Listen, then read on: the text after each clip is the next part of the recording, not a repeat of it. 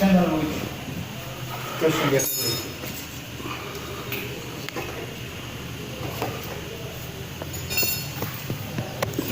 Puxa a lanterna.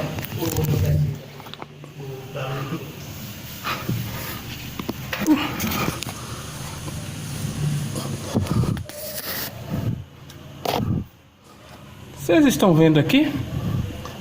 Ilumina. Deixa eu pegar aqui a lampadazinha para iluminar um pouco. É assim mesmo. É bem amador, mas as coisas são bem assim. Olha aí o que ele fez, ó. Tá vendo esse suporte aqui?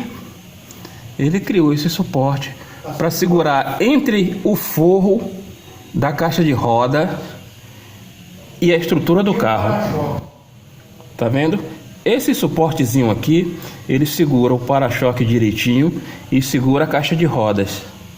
Esse plástico cria um barulho quando a gente começa a correr e andar com o carro.